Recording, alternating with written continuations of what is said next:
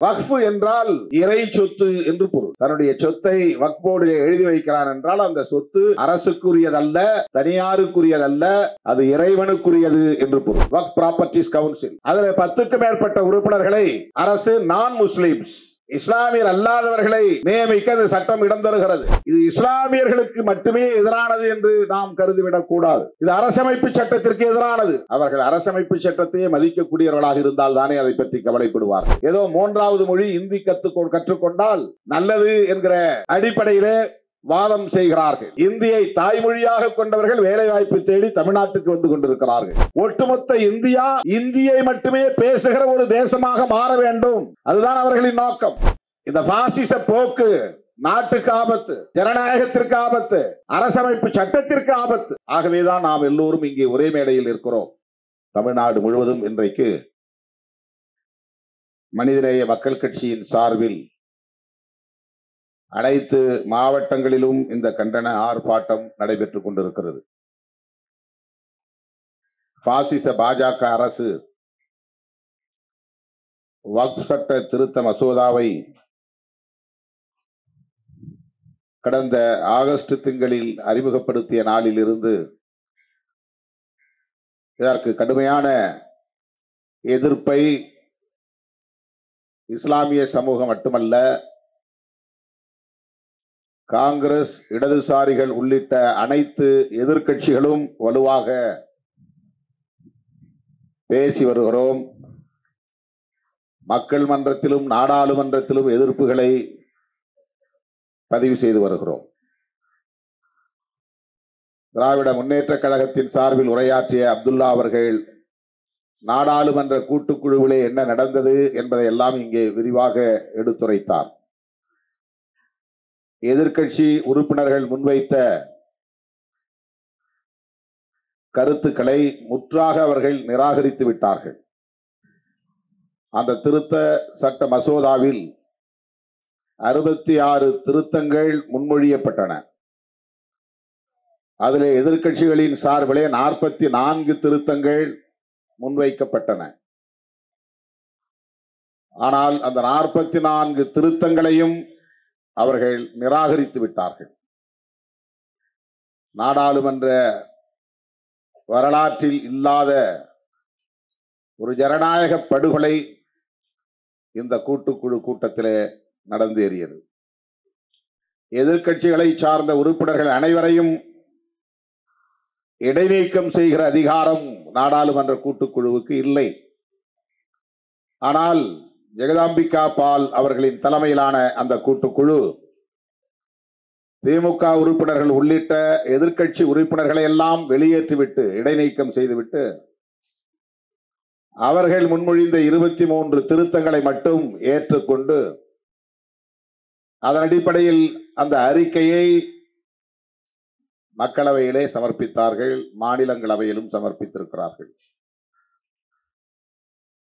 பெரும்பான்மை பலத்தை வைத்துக் கொண்டு எதையும் செய்ய முடியும் என்கிற எதேச்சதிகார போக்கு பாசிச பாஜக அரசின் வாடிக்கையான ஒரு நடைமுறையாக இருந்து வருகிறது. அதிலும் குறிப்பாக சிறுபான்மையினருக்கு எதிரான பாசிச போக்கு, அதிலும் குறிப்பாக இஸ்லாமியர்களுக்கு எதிரான வெறுப்பு அரசியல், வெளிப்படையான வெறுப்பு அரசியல். யார் என்ன சொல்லுவார்கள் என்பதை பற்றிய எந்த தயக்கமும் இல்லை. ஜனநாயக சக்தியில் விமர்சிப்பார்களே, அரசியல் வரம்புகளை தாண்டி விமர்சிப்பார்களே என்கிற கவலையும் இல்லை. தாங்கள் நினைத்ததை செய்து முடிக்க வேண்டும், இஸ்லாமியர்களுக்கு எதிரான வெறுப்பு அரசியலை இங்கு நிலைப்படுத்த வேண்டும், அவர்களுக்கான மத சுதந்திரத்தை முற்றாக பறித்திட வேண்டும், அவர்களை 3ஆம் தர 4ஆம் தர குடிமக்களாக ஆக்கி அடக்கி ஒடுக்கி வைக்க வேண்டும் என்கிற நிலைப்பாட்டில் பாசிச ஆர்எஸ்எஸ் கும்பல், பாசிச பாஜக கும்பல் தெளிவாக இருக்கிறது, உறுதியாக இருக்கிறது. அதற்காக கிஞ்சிற்றும் அவர்கள் மாரல் ஃபியர் என்று சொல்லக்கூடிய அந்த அச்சத்தை கொண்டிருக்கவில்லை.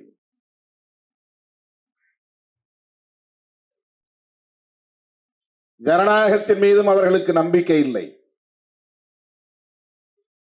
எடுத்தேன் கவிழ்த்தேன் என்று எதேச்சதிகாரமான முறையிலே செயல்படுவதுதான் அவர்களின் அணுகுமுறைகளாக தொடர்ந்து நீடித்து வருவதை நாம் பார்க்கிறோம்.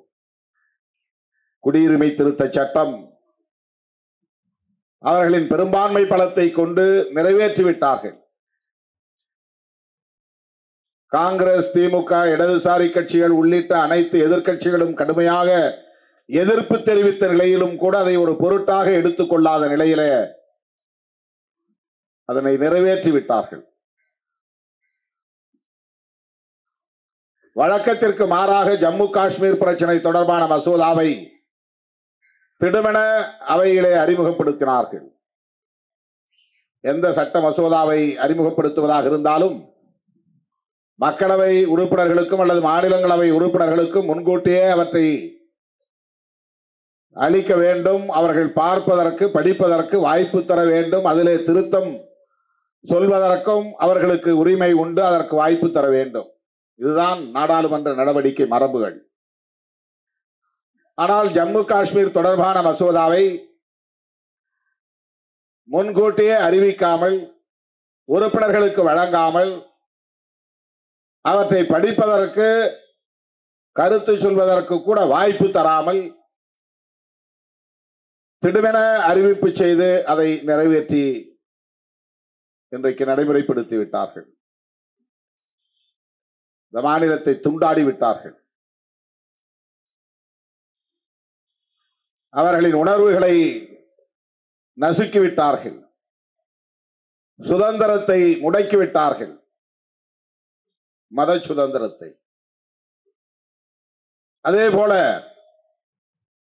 இந்த முத்தலாக் சட்டம் இஸ்லாமியர்களுக்கான மத சுதந்திரத்தில், அவர்களுக்கான தனி சட்டத்தில் வெளிப்படையாகவே தலையீடு செய்து அதிலே திருத்தம் கொண்டு வந்து அதையும் இன்றைக்கு நிறைவேற்றி விட்டார்கள். அந்த அடிப்படையில் தான் அவர்களின் நீண்ட காலமாக அவர்களின் கண்ணை உறுத்தி கொண்டிருந்த ஒன்று இந்த வக்ஃப் போர்டு சம்பந்தமான சட்டம்.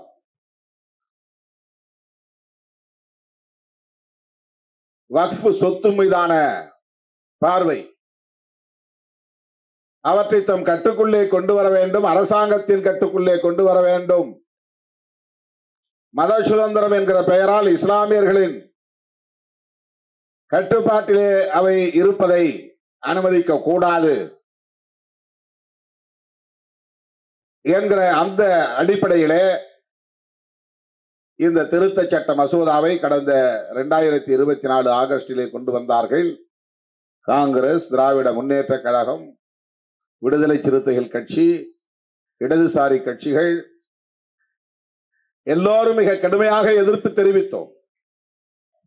அறிமுக நிலையிலேயே எதிர்ப்பு தெரிவித்தோம்.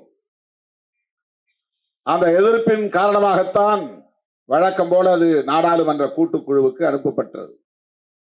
மாநிலங்களவையிலிருந்து சில உறுப்பினர்கள், மக்களவையிலிருந்து சில உறுப்பினர்களை கொண்ட ஒரு குழு அமைக்கப்பெற்று அந்த குழுவுக்கு ஒருவர் தலைமை பொறுப்பிலே நியமிக்க பெற்று அந்த மசோதா குறித்து விரிவாக அலசி ஆராயக்கூடிய ஒரு பணி அந்த குழுவுக்கு ஒப்படைக்கப்படும். அதுதான் நாடாளுமன்ற கூட்டுக்குழுவுடைய பணி. மக்களவையிலோ மாநிலங்களவையிலோ அதற்கென்று நிறைய நேரத்தை ஒதுக்க முடியாது, விரிவாக விவாதிக்க முடியாது, பிற வேலைகளில் கவனம் செலுத்த முடியாது என்கிற போது எந்த ஒரு மசோதா மீதும் விரிவாக விவாதிக்க வேண்டும் என்கிற தேவை எழுகிற போது, கடுமையான எதிர்ப்பு எழுகிற போது எதிர்க்கட்சிகள் கோட்டுக்குழுவுக்கு அனுப்ப வேண்டும் என்று வலியுறுத்துவது வாடிக்கை. அப்படித்தான் நாம் வலியுறுத்தினோம். அதன் அடிப்படையில் உடனடியாக அவர்கள் ஏற்றுக்கொண்டார்கள். பாரதிய ஜனதா கட்சியை சார்ந்த மூத்த உறுப்பினர் ஜெகதாம்பிகா பால் அவர்களின் தலைமையிலே அந்த குழு அமைக்கப்பெற்று திமுக, காங்கிரஸ் உள்ளிட்ட இடதுசாரி கட்சிகள் உறுப்பினர்கள் உள்ளிட்ட பலரையும் கொண்ட குழு அமைக்க பெற்றது. ஆனால் என்ன பயன்? அவர்கள் எழுப்பிய எந்த எதிர்ப்பையும் அவர்கள் ஏற்றுக்கொள்ளவில்லை. ஏற்றுக்கொள்ளவில்லை என்பது கூட ஒரு புறம் இருந்தாலும் அந்த அறிக்கையிலே அந்த எதிர்ப்புகளை பதிவு செய்யவும் இல்லை. இதுவரையில் நாடாளுமன்ற வரலாற்றிலேயே நிகழாத ஒரு பச்சை படுகொலை, ஜனநாயக படுகொலை அது. அதைத்தான் டிசன்ட் நோட்ஸ் என்று இங்கே சொன்னார்கள். எதிர்க்கட்சி உறுப்பினர்கள் என்னென்ன எதிர்ப்புகளை தெரிவித்தார்கள், திருத்தம் வேண்டும் என்று வலியுறுத்தினார்கள் என்பதையெல்லாம் அவர்கள் ஏற்றுக்கொண்டாலும் ஏற்றுக்கொள்ளாவிட்டாலும் கூட அவை அப்படியே பதிவு செய்யப்பட வேண்டும். அந்த அறிக்கையில் இடம்பெற்றிருக்க வேண்டும். நிராகரிப்பது வேறு, அந்த குழு அதை ஏற்றுக்கொள்ளவில்லை என்பது வேறு. ஆனால் என்னென்ன எதிர்ப்புகள் எழுப்ப பெற்றன, மாற்று கருத்துக்கள் சொல்ல பெற்றன, எது வேண்டாம் எது வேண்டும் என்று சொல்லப்பட்டன என்பவை அதிலே பதிவு செய்யப்பட வேண்டும். ஏனென்றால் அவையெல்லாம் வரலாற்று ஆவணங்கள். பின்னாளில் அதை எடுத்து ஆய்வு செய்ய விரும்புகிறவர்களுக்கு அவையெல்லாம் தெரிய வேண்டும். இப்படியெல்லாம் எதிர்ப்புகள் எழுந்தன என்பது பின்னாளில் வருகிற தலைமுறையினருக்கு தெரிய வேண்டும். ஆனால் அவற்றை எல்லாம் அந்த அறிக்கையிலே பதிவு செய்யாமலேயே தாக்கல் செய்து வருகிற 10ஆம் தேதி மார்ச் கூட இருக்கிற 2வது அமர்விலே, பட்ஜெட் கூட்டத்தொடரின் 2வது அமர்விலே மீண்டும் அந்த மசோதாவை நிறைவேற்றப் போகிறார்கள். வக்ஃப் என்றால் இறை சொத்து என்று பொருள். ஒருவன் தன்னுடைய சொத்தை வக்ஃப் போர்டிலே எழுதி வைக்கிறான் என்றால் அந்த சொத்து அரசுக்குரியதல்ல, தனியாருக்குரியதல்ல, அது இறைவனுக்குரியது என்று பொருள். இது ப்ராப்பர்ட்டிஸ் ஆஃப் காட் என்று சொல்வார்கள். அதை வேறு யாரும் உரிமை கோர முடியாது. அது மதம் தொடர்பான பணிகளுக்கு பயன்படுத்தப்பட வேண்டும். யாரும் அதை ஆக்கிரமிப்பு செய்யக்கூடாது. அரசாங்கமும் அதை தனக்கானதாக எடுத்துக்கொள்ள முடியாது, பயன்படுத்த முடியாது, வேறு காரணங்களுக்கு பயன்படுத்த முடியாது. இஸ்லாம் தொடர்பான மத அடிப்படையிலான தேவைகளுக்கு அதை பயன்படுத்தலாம், வேறு காரணங்களுக்கு பயன்படுத்தக்கூடாது. இந்த சுதந்திரத்தில் தலையிடுகிறார்கள். முஸ்லிம் அல்லாத உறுப்பினர்களை கூடுதலாக நியமிக்க இந்த சட்ட மசோதா இடம் தருகிறது. தேசிய அளவிலான கவுன்சில், ஆல் இந்தியா அளவிலான கவுன்சில், வக்ஃப் போர்டு, வக்ஃப் ப்ராப்பர்ட்டிஸ் கவுன்சில், அதில் 10க்கும் மேற்பட்ட உறுப்பினர்களை அரசு நான் முஸ்லிம்ஸ், இஸ்லாமியர் அல்லாதவர்களை நியமிக்க இந்த சட்டம் இடம் தருகிறது.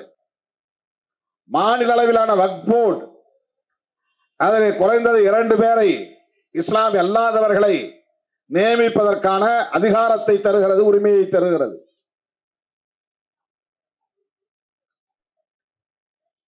வக்ஃப் போர்டுக்கு இருந்த அதிகாரத்தை எல்லாம் ஸ்டேட் அத்தாரிட்டிஸ் என்கிற மாநில அரசின் கட்டுப்பாட்டுக்குள்ளே கொண்டு வருகிறது. டிரான்ஸ்பரன்சி என்கிற பெயரால், வெளிப்படையான நிர்வாகம் என்கிற பெயரால் இஸ்லாமியர்களுக்கான மத சுதந்திரத்தில் இஸ்லாமியர்களின் சொத்துக்களை நிர்வாகம் செய்யக்கூடிய நிறுவனத்தின் சுதந்திரத்தில் தலையீடு செய்வது அரசமைப்பு சட்டம் உறுப்பு எண் 26 மீறுவதாகும். Violation of article 26.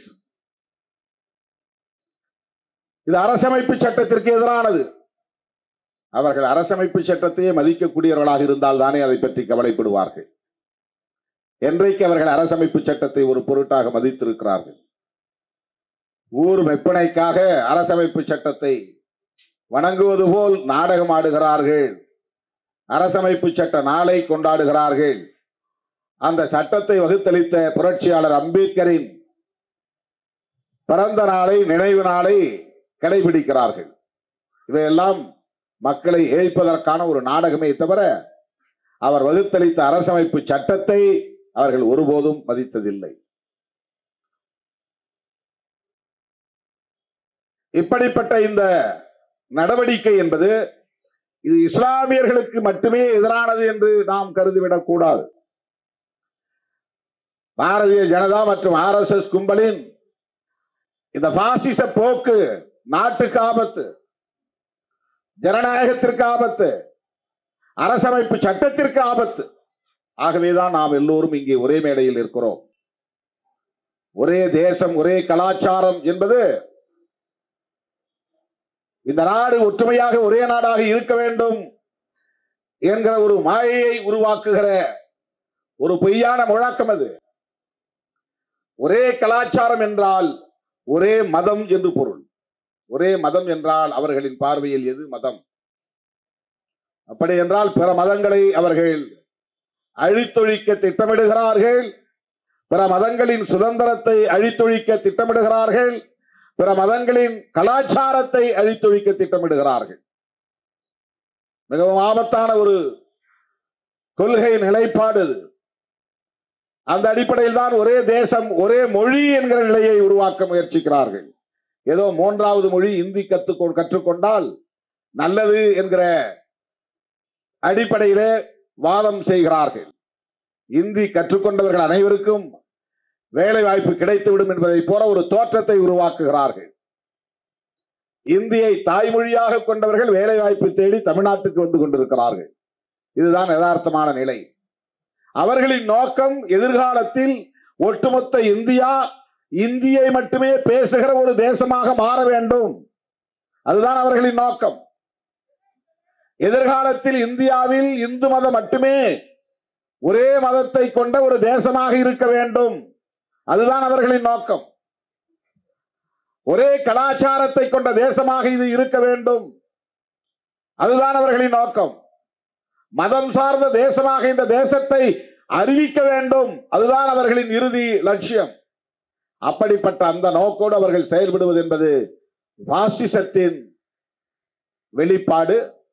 ஆகவே இந்த பாசிச போக்கை நாம் ஒன்று கூடி ஒருங்கிணைந்து தேசிய அளவில் ஒருங்கிணைந்து எதிர்க்க வேண்டும், களமாட வேண்டும். காங்கிரஸ், திராவிட முன்னேற்ற கழகம் ஆகிய தோழமை கட்சிகள், இடதுசாரிகள், தமிழ்நாட்டில் உள்ள பிற தோழமை கட்சிகள் அனைவருமே இதில் நாம் தெளிவாக இருக்கிறோம், உறுதியாக இருக்கிறோம். விடுதலை சிறுத்தைகளும் இந்த களத்தில் உங்களோடு இருக்கிறோம் என்பதை சொல்லி வாய்ப்புக்கு நன்றி கூறி முடிக்கிறேன். நன்றி, வணக்கம்.